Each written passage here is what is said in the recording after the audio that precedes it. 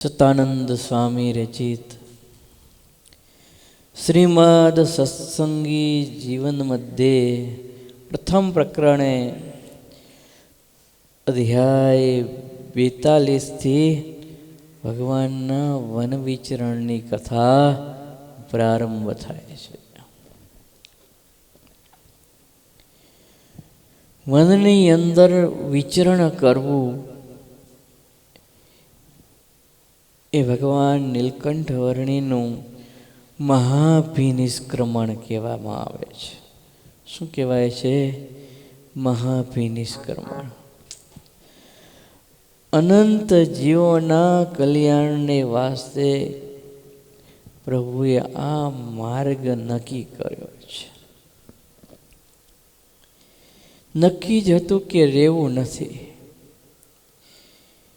જ્યારે અયોધ્યા છપૈયાઓને વિશે પોતાના સખાઓ સાથે અનેક રમતે રમતા ત્યારે ઝાડ ઉપર ચડીને જોયું મુમુક્ષો કઈ જગ્યાએ છે, ને ત્યારે જ મનોમન દ્રઢ કર્યું કે આ ઉત્તર દિશાની અંદર, પૂર્વ દિશાની અંદર, જ્યાં જ્યાં જે દિશાઓમાં મુમુક્ષુઓ હોય ને એ સારી દિશાઓની અંદર વિચરણ કરી અનંત જીવોનું કલ્યાણ કરવું છે.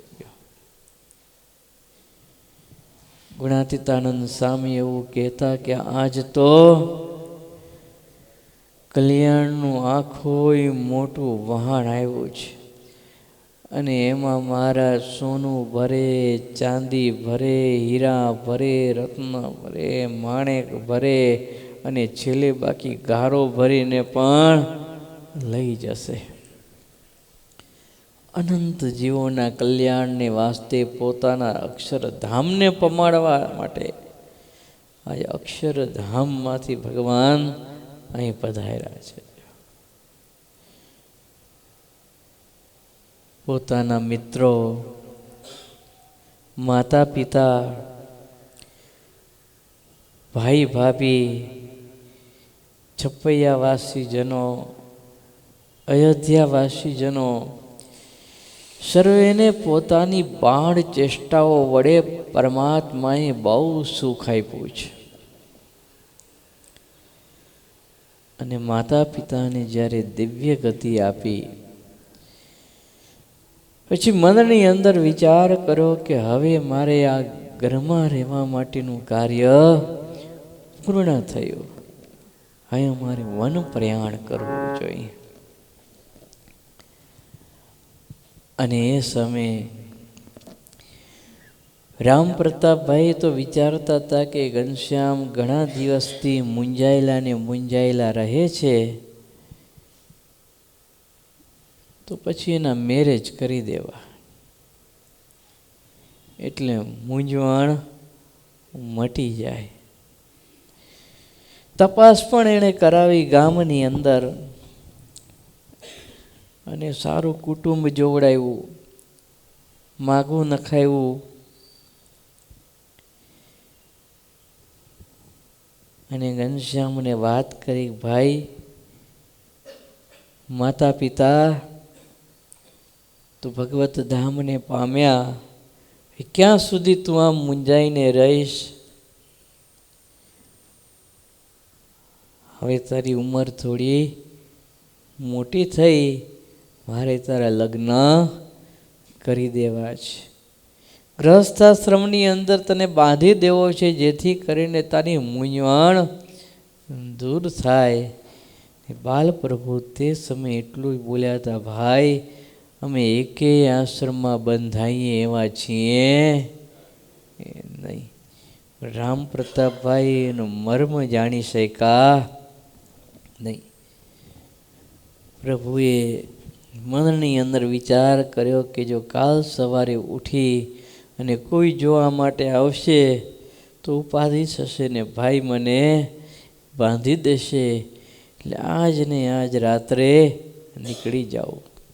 સુહાસિની ભાભી જાણે પોતાનો દીકરો જ હોય ને પોતાના ઉદરે જણેલો પોતાનો દીકરો હોય ને એવો પ્રેમ ઘનશ્યામ ઉપર રાખતા હતા. પોતાના હાથે બાલપ્રભુ ઘનશ્યામને જમાડતા, પોતાના હાથે જમાડતા, વસ્ત્ર પહેરાવતા, સ્નાન કરાવતા, જેવા લાડ ભક્તિ માતા લડાવતા ને એવા જ સુવાસિની ભાભી લડાવતા. મનમાં વિચારતા કે ક્યાંય મારા પ્રેમમાં ખામી ન રહી જાય અને આ ઘનશ્યામ મારાથી નારાજ ન થઈ જાય. રામ પ્રતાપભાઈની અને સુવાસિની ભાભીની ઉંમર તો યુવાન ઉંમર હતી. લગભગ 21 વર્ષની ઉંમર રામ પ્રતાપભાઈની ને 19 વર્ષની ઉંમર સુવાસિની ભાભીની હતી. અને ભગવાન બાલપ્રભુ ઘનશ્યામ મહારાજ તો નાના હતા. એટલે ભાભી વિચારતા હતા કે આટલી નાની વયની ઉંમરમાં, કારણ કે જ્યારે ધર્મદેવ ભગવત ધામને સિધાવ્યા ત્યારે એમની ઉંમર 51 વર્ષની અને ભક્તિ માતા ભગવત ધામને પામ્યા ત્યારે એમની ઉંમર 49 વર્ષની હતી. નાની વયમાં બંને દંપતીએ દેહનો ત્યાગ કરી દિવ્ય દેહે ભગવાનની નિશ્રામાં રહ્યા હતા. જો તમ ભાભી વિચારે છે કે આટલી નાની વયમાં જેના માતા પિતા ભગવત ધામને પામ્યા હોય એનું બાળક માતા પિતા વગરનું કેવું થાય. માં જેવો પ્રેમ આપે છે પણ આજ એ પ્રેમમાં પ્રભુ ક્યાંય બંધાતા નથી. ને એ છેલ્લે દિવસે સુવાસિની ભાભી પોતાના હાથે રસોઈ કરી અને બાળ પ્રભુ ઘનશ્યામ મહારાજને પોતાના હાથે કુડિયા જમાડે છે ને તે સમયે ઘનશ્યામ મહારાજ એટલું બોલ્યા, ભાભી આ તારા હાથની આજ છેલ્લી રસોઈ છે. તારા હાથની આજે છેલ્લી રસોઈ છે. ત્યારે ભાભીને એમ થયું કોઈ દિવસ નક્કી ને આજ કેમ આમ કહે છે તારા હાથની છેલ્લી રસોઈ છે. સુહાસિની એટલું બોલ્યા, ઘનશ્યામ કેમ આમ કહે છે છેલ્લી રસોઈ કેમ? હજી તો મારે તને ઘણું જમાડવા છે, ઘણાય લાડ લડાવવા છે. હજી તો મારે તને આય રાખવા છે, મારા મનના ઘણાય કોડ પૂરા કરવા છે. મંદ મંદ હાસ્ય બાલપ્રભુ ઘનશ્યામ મહારાજ કરવા લાગ્યા છે. પણ ભાભીને ખ્યાલ નથી કે પ્રભુને શું કરવું છે. પ્રભુ વિચારે છે આજ રાત્રે જ નીકળી જવું છે, અહીં રહેવું નથી, રાત્રે જ નીકળવું છે. મોડી રાત્રે ઘરેથી નીકળી જાય તો કાંઈ ચિંતા નહીં. પછી ઘનશ્યામ દેવી ચારી, પછી ઘનશ્યામ દેવી ચારી, ઘણા જનોનો હિત ચિત ધારી, ઘણા જનોનો હિત ચિત ધારી. પછી બાલ પ્રભુ ઘનશ્યામ મહારાજ હૃદયની અંદર વિચારવા લાગ્યા, ઘણા જનોનું હિત ચિત્ત ધારી એવું હરિલીલા અમૃતની અંદર બિહારીલાલજી મહારાજ લખે છે કે અનંત જીવોના કલ્યાણને માટે આજે હૃદયની અંદર વિચાર કરી અને નક્કી કરે છે કે હવે મારે આ ઘરની અંદર રહેવું નથી. રાત્રે સુહાસિની ભાભી પોઈઢા છે, રામ પ્રતાપભાઈ પોઈઢા છે અને બાલપ્રભુ ઘનશ્યામ મહારાજ પણ પોઈઢા અને નાના એવા ઈચ્છારામજી પણ પોતાની જગ્યાએ શયન કર્યું છે. મોડી રાત થઈ, ગુરુવારનો દિવસ પૂર્ણ થયો અને શુક્રવારનો દિવસ આવ્યો. સમય આવ્યો છે સંવંત 1849, અષાઢ સુદ દશમ, તારીખ 29/6/1792 અને શુક્રવારનો દિવસ છે. સવારના પોરમાં પ્રભુ વેલા જઈ ગયા છે. ફક્ત આ વનવિચરણની કથા આ માસની અંદર ધનુર્માસમાં આપણે શ્રવણ કરવાની છે. વિચાર એવો કર્યો છે કે ટૂંકમાં ચરિત્રો નહીં, પણ વિસ્તારપૂર્વક ભગવાનના ચરિત્રો, અને વિસ્તારથી તો ખરી પડે એવા ચરિત્રો લેવા છે કે લગભગ તમે બધાએ શ્રવણ ન કર્યા હોય. કેટલા બધા ગ્રંથોની અંદર વનવિચરણની કથા લખાયેલી છે, અને ભગવત ઈચ્છાએ કરીને જે લેખકો જે ગ્રંથના થયા એને જે કાંઈ ભગવાને સુજાડ્યું, પ્રભુએ દિવ્ય દ્રષ્ટિ આપીને જે કાંઈ જોયું એવા ચરિત્રો પરમાત્માના ગ્રંથને વિશે લખ્યા છે. જો અને ભગવાનના ચરિત્રો તો એટલા બધા છે કે કોઈ લખવા માટે પૂર્ણ થાય એ નહીં. કોઈ એમ કે મેં ગ્રંથ લખ્યો ને મારા ગ્રંથની અંદર બધા જ ચરિત્રો ભગવાનને લખી નાખ્યા, મારા ગ્રંથથી બહાર કોઈ પરમાત્માનું ચરિત્ર છે નહીં, તો એમાં કોઈ માલ નથી. જેટલા ગ્રંથો લખાય ને તોય ભગવાનના ચરિત્રનો કોઈ પાર આવે એવો છે એ નહીં.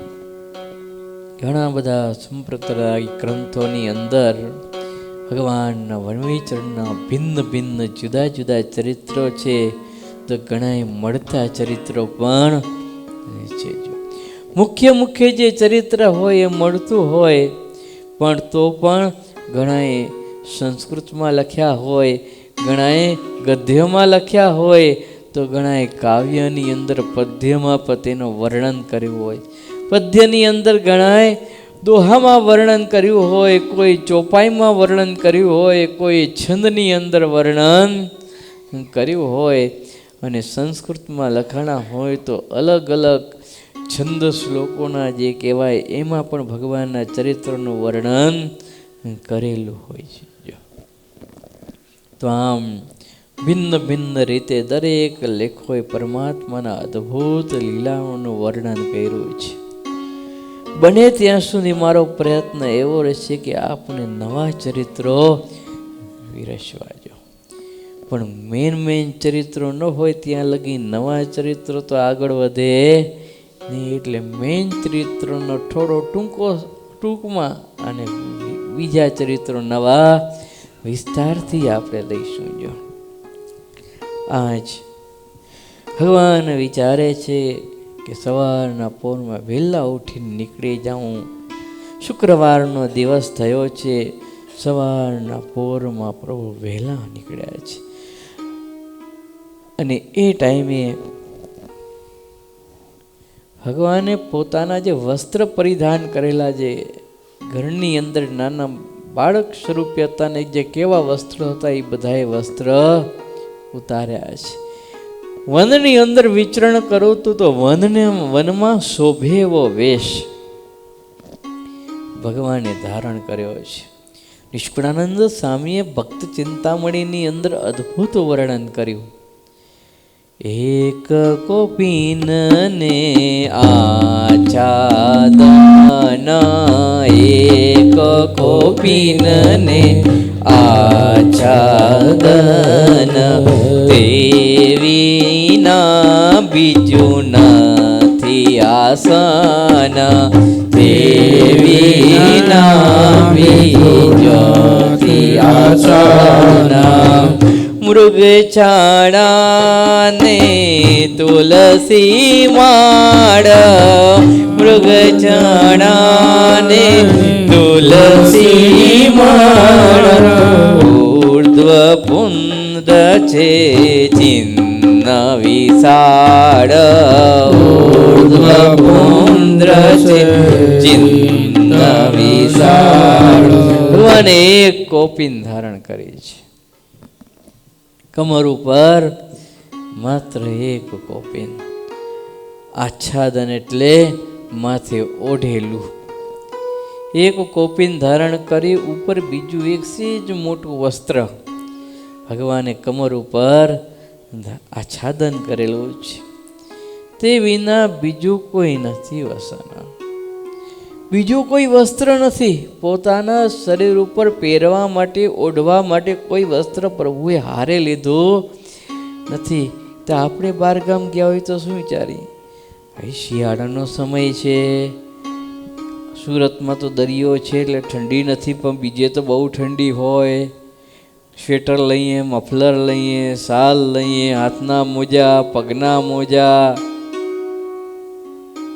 માથે પહેરવાની પાછી અલગથી ટોપી ઊનની, જાડો કોટ હોય. ઠંડીથી બચવા માટે કેટલુંય કરી. ઉનાળો હોય તો છત્રી લઈએ, જોડે રેનકોટ લઈએ, આખે આખો ચોમાસામાં પહેરવા માટે છત્રી, રેનકોટ.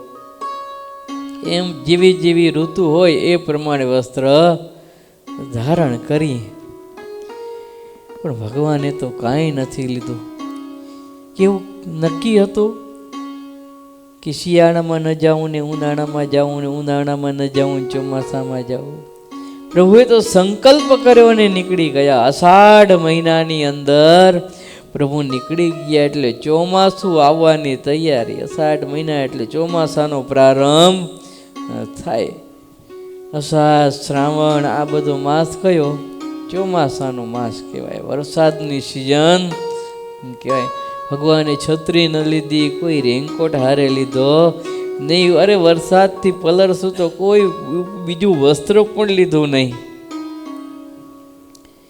મૃગછાડા તે તુલસી માળ, ઉધરો પુંદ્ર ચિહ્ન છે વિશાળ.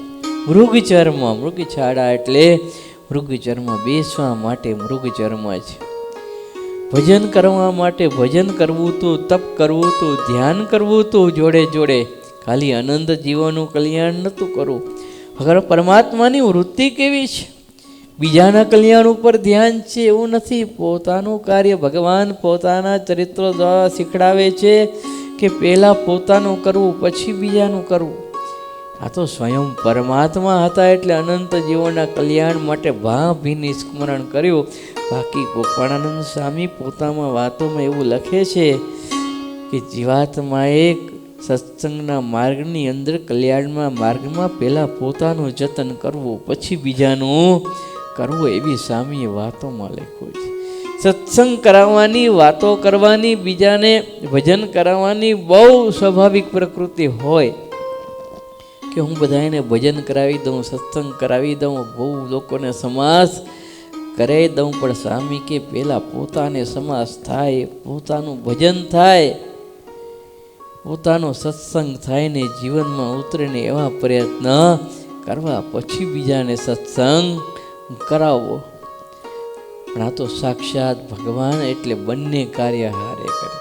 સાધુ હોય ને, અમારા ગુરુવર્ય સદગુરુ ધ્યાની સ્વામીજી કહેતા કે સાધુને ભગવાને બે આજ્ઞા કરી છે. એક તો ભગવાન ભજવા ને બીજા ભજાવવા. એટલે ભગવાનની જેમ સાધુને પણ બે કાર્ય કરવા પડે. પોતાના જીવ માટે અને બીજાના સુખ માટે કાર્ય કરવા પડે. એને પણ ભજન કરાવવું પડે.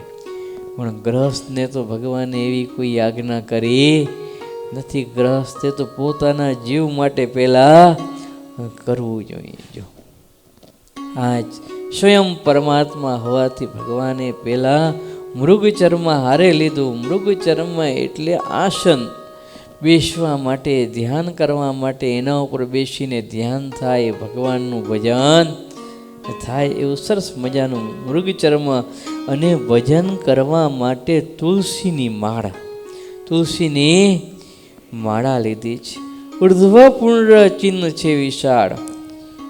ઉર્ધ્વ પુંડ્ર, પોતાના કપાળ ઉપર ઉર્ધ્વ પુંડ્ર તિલક કર્યું છે. જો આપણે એમ થાય કે મોટા સંતોએ કીધું કે સ્વયં શ્રીજી મહારાજે સત્સંગની અંદર ગુણાતીતાનંદ સ્વામીના કપાળ ઉપર પહેલ ઉર્ધ્વ પુંડ્ર તિલક કર્યું. પણ જો વનની અંદર વિચરણ કરવા માટે ભક્ત ચિંતામણીમાં નિષ્કળાનંદ સ્વામી લખે છે કે મહારાજે સ્વયં પોતાના કપાળે ઉદ્ધવ પુંદ્ર તિલક કર્યું છે.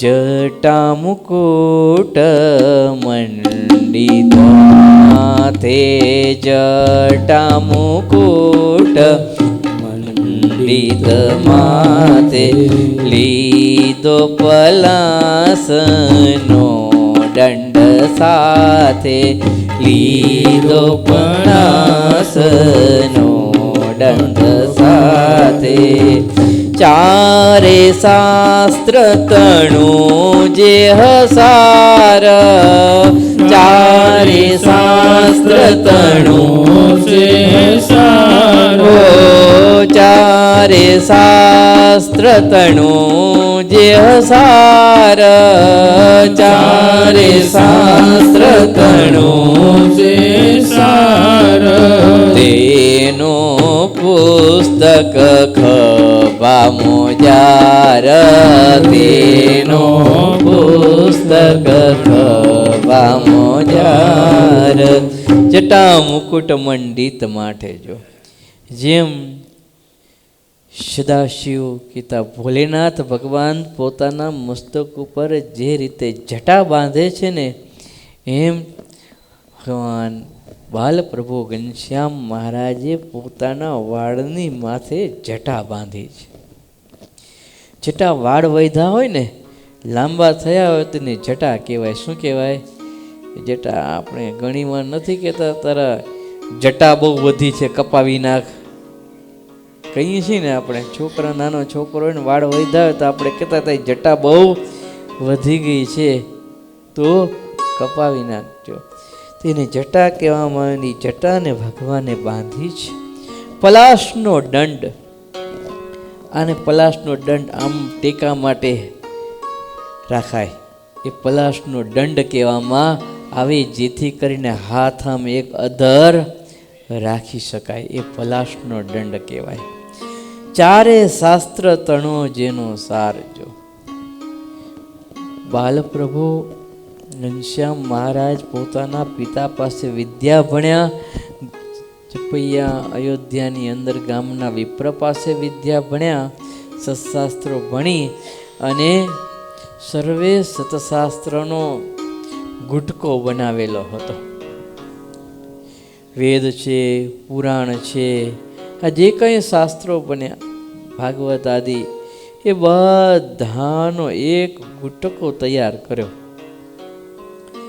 ની ગુટકો એક વસ્ત્રની અંદર વીંટી પોતાના જાતે લખેલો હો, એક વસ્ત્રની અંદર વીંટી અને ગુટકાવાળું વસ્ત્ર પોતાના કંઠની અંદર ભગવાને ધારણ કર્યું છે. શાસ્ત્રને ભગવાને પાસે રાખ્યું છે. અને આગળ તમે જોજો, જ્યારે નદીની અંદર તણાશે ને ભગવાનને નદીમાંથી બહાર નીકળશે ને ત્યારે પણ શાસ્ત્રનું રક્ષણ કરશે. કારણ કે ગ્રંથ જ આપણા સખા છે, શાસ્ત્ર જ આપણું જીવન છે. શાસ્ત્રનું વાંચન ભક્તો નહીં કરો ને ત્યાં સુધી પરમાત્મા સ્વરૂપનું જ્ઞાન થશે નહીં.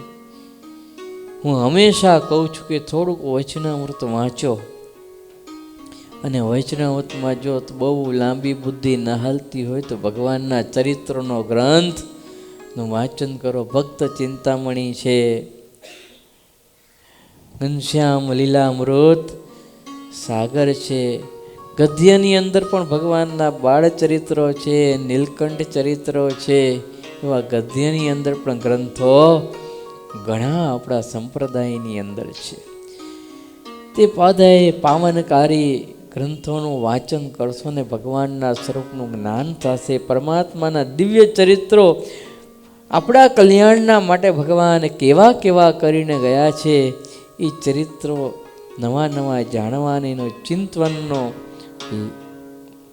એક પ્રકારે કલ્યાણના માર્ગનું સાધન આપણને પ્રાપ્ત થશે એ ગ્રંથમાંથી. અને આ લોકના જે કંઈ કષ્ટ, દુઃખ, ઉપાધિ હશે, કોઈ પ્રશ્ન આવીને ઊભો રહ્યો હશે જેનો હલ નહીં નીકળતો હોય ને, તો એ પણ એનો ગ્રંથમાંથી જવાબ મળશે. એવા ભગવાન સ્વામિનારાયણ સંપ્રદાયના સર્વોપરી ગ્રંથો છે. તાજ ચારે શાસ્ત્ર તણું જે અસાર તેનું પુસ્તક ખભા મોજાર. મુંજી મેખલા કમંડલુકાર મુંજી મેખલા કમંડલુકાર પાસે ભિક્ષાનો પાત્ર સુંદર પાસે ભિક્ષાનો પાત્ર સુંદર બાણ મુકુંદને શાલિગ્રામ બાણ મુકુંદને શાલિગ્રામ માંદ્યો બટવો તે શ્યામ માંદ્યો બટવો તે શ્યામ એવા થકા સરજુને તીર એવા થકા સરજુને તીર આવ્યા ઉતરવાના દિવીર આવ્યા ઉતરવાના દિવીર. અદ્ભુત વર્ણન નિષ્કળાનંદ સ્વામીએ ભક્ત ચિંતામણી ગ્રંથની અંદર કર્યું કે શાલિગ્રામ ભગવાન પાસે નાના એવા શાલિગ્રામ બાળ મુકુંદ એની એક મૂર્તિ એ પ્રભુએ જોડે લીધી છે. અને એ જોડે લઈ અને હાથમાં માળા કમંડલું પાણી પીવા માટે બાળ મુકુંદને શાલિગ્રામને સ્નાન કરાવવા એને પર જલ ધરાવવા માટે આટલી વસ્તુ ભગવાને હારે લીધી. આવું સરસ મજાનું સ્વરૂપ ભગવાને કમનીય માધુર્ય મનને હરી લેનારું. તો સંતો કેવું લખે છે વર્ણિ વેશ રમણીય દર્શનમ. વર્ણિ વેશ છે અને રમણીય એટલે મન જેના સ્વરૂપમાં આપણું રમે એ રમણીય. વર્ણિયનો વેશ રમણીય દર્શન મંદ હાસ રુચિરાન નામ ભુજમ. મંદ મંદ હાસ્ય કરતો. અંબુજ રુચિનાન નામ ભુજમ. અંબુજ એટલે અધર હોસ્ટ એ મંદ મંદ હાસ્યને કરતા. પૂજિતમ સુરનરો તમેર મુદા ધર્મનંદન મહમ વિચિંતા. એવું સ્વરૂપ છે કે સુર નર દેવતાઓને લોકો જેનું પૂજન કરે છે. પૂજિતમ સુરનરો તમેર મુદા. આ મુદા એટલે આનંદથી ધર્મનંદન મહમ વિચિંત. એવા ધર્મના પુત્રનું જે વર્ણિવેશને ધારણ કરનારા છે મંદ હાસ્ય છે સુર કહેતા દેવતાઓને મનુષ્યોએ પૂજાયેલા છે એવા ધર્મનંદનનું હું ચિંતન કરું છું. વિચિંતાય ચિંતન કરું છું. આવું સરસ મજાનું અદ્ભુત સ્વરૂપ ધારણ કરું છું. ભક્તો વનવિચરણની કથા છે ને એ છે ને આપણે શ્રોતા બનીને સાંભળવાની નથી. શ્રોતા બનીને સાંભળવાની નથી. જો વનવિચરણની કથાની અંદર આપણે જોડે જોડે વનમાં સહભાગી થવાનું છે. પરમાત્મા જે જે જગ્યાએ ગયા એમાં જોડે જોડે આપણે જવાનું છે.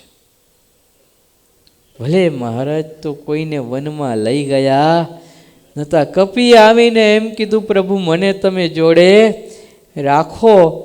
તો એ હનુમાનજીની વાતમાં પ્રભુએ સ્વીકારે નહીં, ના પાડી. હું તમને જોડે રાખીશ નહીં. હું જ્યારે યાદ કરું ત્યારે તમે સેવા અર્થે આવજો. ભગવાને કોઈને જોડે ન રાખ્યા. પણ આપણે એ ભગવાનની વનવિચરણની લીલાનું ચિંતન કરવાનું છે કે જ્યાં જ્યાં ભગવાન જે વનમાં જે સ્થાનકને વિશે જે લીલા કરે એમાં આપણે ભગવાનનું ચિંતન કરતા જવાનું, જોડે રહેવાનું, ભગવાનની લીલાનું ધ્યાન કરતા જવાનું છે. અને એનો જે આનંદ આવશે, એનું જે સુખ આવશે ને, પછી આખા દિવસમાં તો ભજનનો ટાઈમ, ધ્યાનનો ટાઈમ મળે ન મળે. કોઈ હીરા ઘસવા જતા હોય, ઘણા ધંધે બીજે જતા હોય, ઘણા ઓફિસમાં કોઈ કંપનીમાં નોકરી કરતા હોય, અને પછી તો ટાઈમ તો એક જ જવાબ, આઈ હેવ નો ટાઈમ. મારી પાસે સમય છે, ભગવાન ભજવાનો સમય કાઢવો ને એ તો બહુ દુર્લભ હોય છે. પણ આજ કથા સાંભળતા સાંભળતા, લીલાનું ચિંતન કરતા કરતા ભગવાનનું ધ્યાન કરો. એ લીલામાં આપણે જોડે લેખો કે આ વનવિચરણની અંદર હું પણ જોડે છું અને ભગવાનની લીલાને નિરખું છું. એ ધ્યાન થશે, એ ભજન થશે ને, એનો આનંદ કાંઈક અલગ આવશે. જો આજ સરસ મજાનો વર્ણી વેશ ધારણ કરી સવારના પોરમાં બાલપ્રભુ ઘનશ્યામ મહારાજ સ્નાનના મિશે નાવા જવાના મિશે ઘરનો ત્યાગ કરી અને શરયુ કાંઠે આવ્યા છે. ભગવાનની ઉંમર 11 વર્ષ 3 માસ અને 1 દિવસની છે. ઘરનો ત્યાગ કર્યો એ સમયે બાલપ્રભુ ઘનશ્યામની ઉંમર 11 વર્ષ 3 માસ અને 1 દિવસની છે. હવે ઘર ત્યાગ કર્યો છે એટલે ભગવાનનું નામ પડશે નીલકંઠ.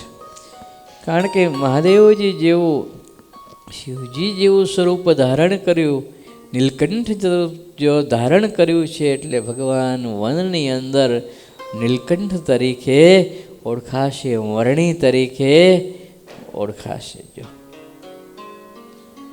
આજ એકાકી સ્નાન કરવાના વિશે શરયુ કાંઠે આવીને ઊભા છે.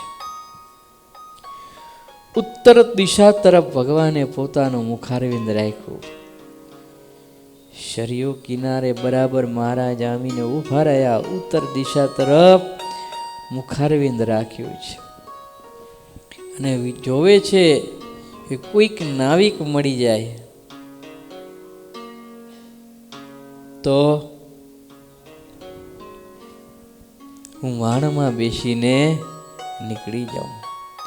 મેં પહેલાં પણ ભક્તજનો વાત કરી કે જેટલા લેખકો થયા એને જે રીતે ભગવાને દિવ્ય દ્રષ્ટિ આપી, જે ચરિત્ર જોયા એ પ્રમાણે ગ્રંથમાં લખ્યા. ચરાવડાની અંદર સદગુરુ ગોપાલચરણ શાસ્ત્રી થયા, બહુ મોટા વિદ્વાન હતા ને સમર્થ સંત હતા, ભગવત સાક્ષાત્કારને પામેલા. એણે ચરાવડા મંદિરની અંદર બાલ સ્વરૂપ ઘનશ્યામ મહારાજ પધરાવ્યા ને, એ તો કેવા પધરાવ્યા કે જે વખતે એ મૂર્તિ બનાવવાથી કારીગર આવ્યો, ગોપાલચરણ સ્વામી વર્ણન કર્યું કે આવું સ્વરૂપ બનાવવું છે. તો કે મને આમાં ખબર પડે નહીં, તમે તો વર્ણન કરી દીધું, મારે સ્વરૂપ કેમ બનાવવું?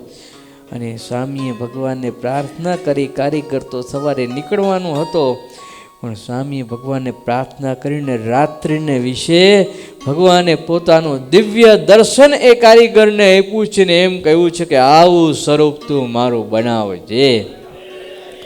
બાલ સ્વરૂપનું પ્રભુએ દર્શન આપ્યું અને કારીગરને એમ કીધું કે આવું સ્વરૂપ બનાવ.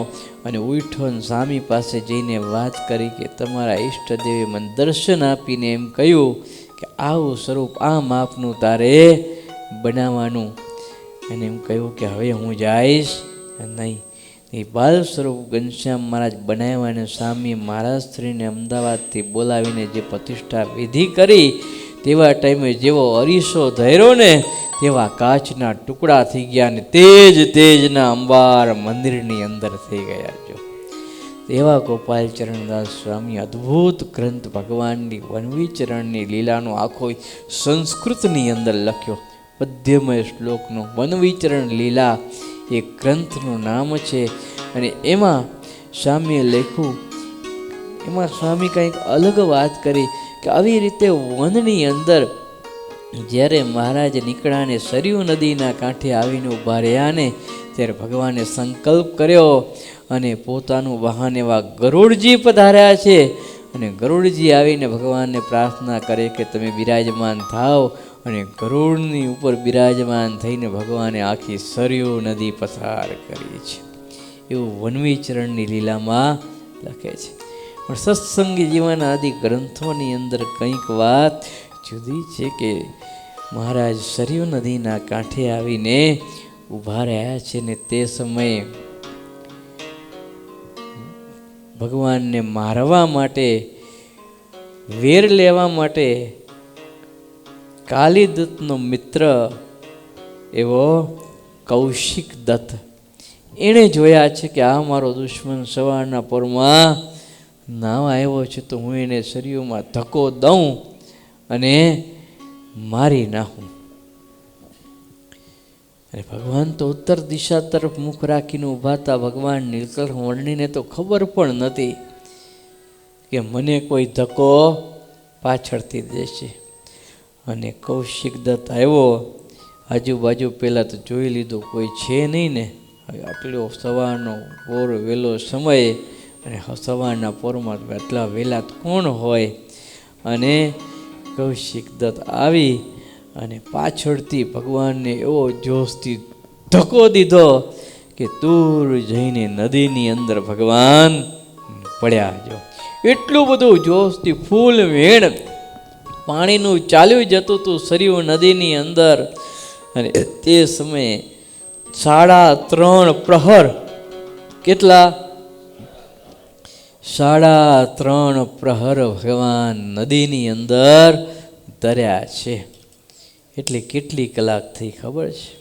લગભગ 10:30 કલાક. 10:30 કલાક લગી ભગવાન નીલકંઠ વર્ણીએ સરયુ નદીની અંદર પોતાનું શરીર તરતું મૂક્યું છે. અને બચાવ્યું શું? સતશાસ્ત્રનો ગુટકો અને તુલસીની માળા. બાકી બધી જ વસ્તુ નદીની અંદર તણાઈ. એક શાલિગ્રામ રહ્યા હતા.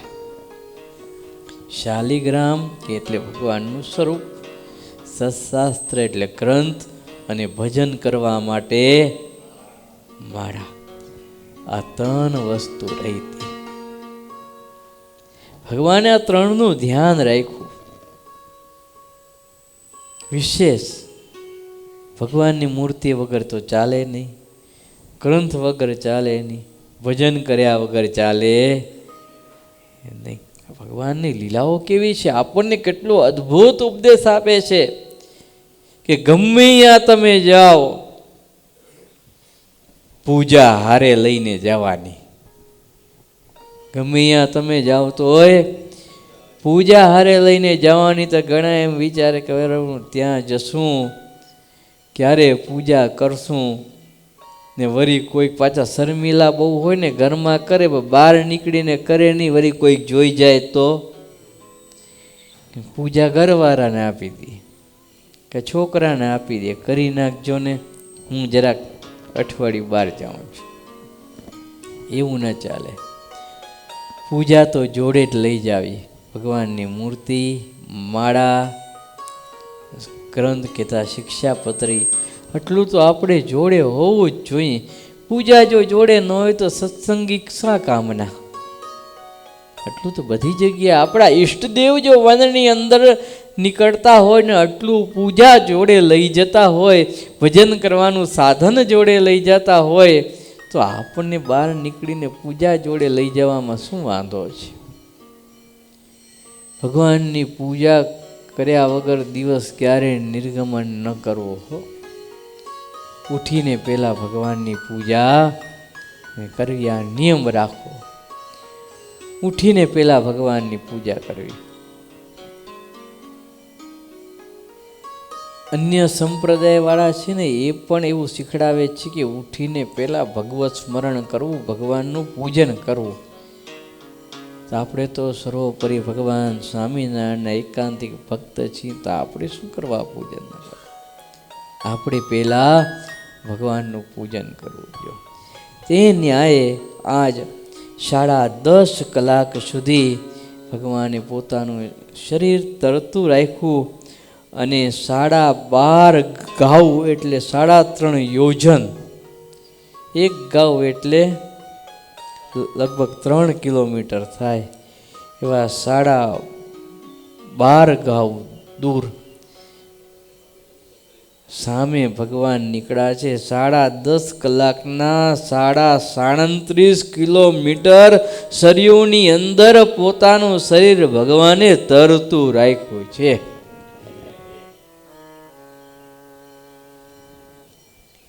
આટલો સમય પાણીની અંદર ભગવાન રહ્યા છે, તમે વિચાર તો કરો. 10.5 કલાક અને 37 કિલોમીટર, આટલો સમય પાણીની અંદર આપણા જેવા જીવાત્માનું કલ્યાણ કરવા માટે પોતે ભગવાને આ લીલા આદરી કે આવો ભગવાન શરીર તરતું મૂકે પાણીની અંદર ને એ ચરિત્ર આપણને યાદ આવી જાય ને અંત કાઢે તો ભગવાન નીલકંઠ વર્ણિનું રૂપ ધારણ કરીને આપણે તેડવા માટે આવે. જો આ ચરિત્ર યાદ રહી જાય તો